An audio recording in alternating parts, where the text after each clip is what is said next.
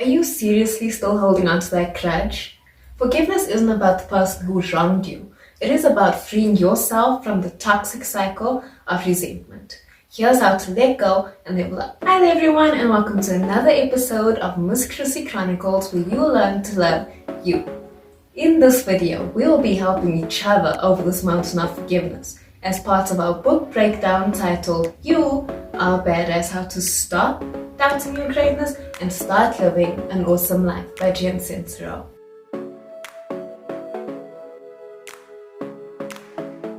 You need to understand that by reliving your worst moments, you are essentially picking at an emotional scab. And by reliving these moments, not only are you stopping it from healing, but you're not giving the pain a chance to stop either.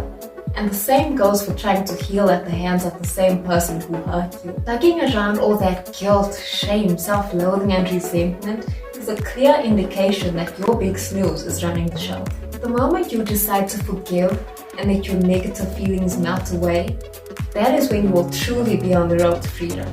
Many would argue that we can't rule out revenge, but revenge is not good for anything but self-gratification, not for making right. So let it go. The longer you stay attached to the idea of being vindicated, the longer you'll stink up your life, because ultimately, God is your vindicator, and vengeance belongs to Him. See, forgiving isn't about being nice to anybody else. It is about being nice to yourself. And I'm not about to tell you that it's an easy practice, and I'd be lying if I claimed that I didn't have to revisit this chapter several times myself. But forgiveness is also as difficult as it is crucial in your pursuit of badassery. By now I'm sure you've heard every single cliche about forgiveness under the sun. Comment your least favorite down below, by the way. And this is why I love this book so much. I just found the language so relatable. And so, in place of the many cliches, allow me to present to you one of my favorite chapters in this book: How to Forgive the Stupid Bastard. Now that's something I can get done. Number 1, find compassion. Now, although it's difficult to find compassion for some people, try to picture them as a little kid just trying to survive. It somehow helps you make peace with their childish behavior. Number 2, erase the other person from the equation. This is a great way to determine whether you're salty with the person or the offense. And of all the tips I'm about to give, this is my second favorite. I want you to imagine yourself all happy and peaceful, just floating in your boat, which, judging by your smile, you are super proud of owning. And then, out of nowhere, another boat bumps slap bang into the middle of yours. Not only did this boat just rip you away from your state of bliss, but it also scratched your new paint job that you had done just last week. And the humdinger? There's nobody in the other boat. I want you to sit with that feeling for a second. Now, despite the frustration of the events that just occurred, there's nobody to be angry at. So what do? Let it go. Now think of that versus what your reaction would have been, realizing that it was in fact a reckless drunken sailor who bumped into you, who wants to be even more upset than you. Now that's an entirely different ballgame, but it does open the floor for question and self-reflection. When you are consumed by resentment, the lesson won't go in, and there could have been a million different lessons that you needed to learn from that experience, but wouldn't have because you were so blindsided by your rage. And guess what? It's gonna happen over and over again until it sinks in. Number 3, decide that you'd rather be happy than right. Is it really worth it to lug around all these ill feelings just to be right?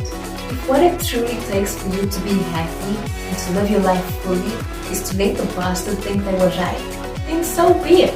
Let them chew on their cheap ones. Number 4, look at it from all angles. We don't attach to people or things. We attach to the uninvestigated concepts that we believe to be true in the moment.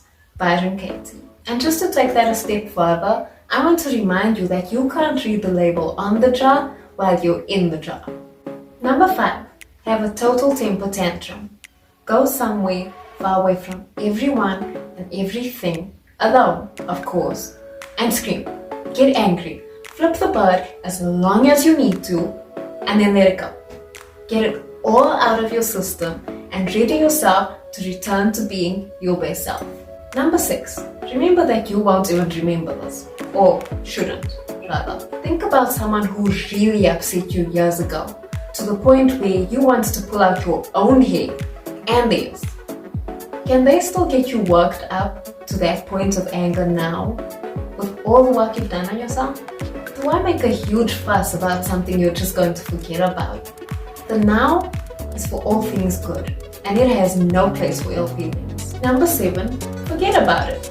Once you've truly forgiven someone, wipe the slate clean. And this does not mean get yourself back in line in order to allow them to become a repeat offender. Now on to number 8, my forever favorite. Love yourself. Why? Because you deserve it.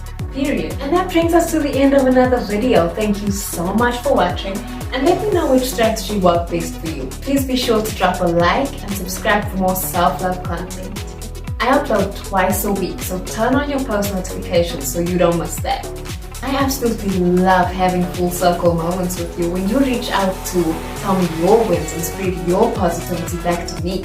So please don't hesitate to DM or email me. Details will pop up at the end of the video. Now go out and love yourself. Bye!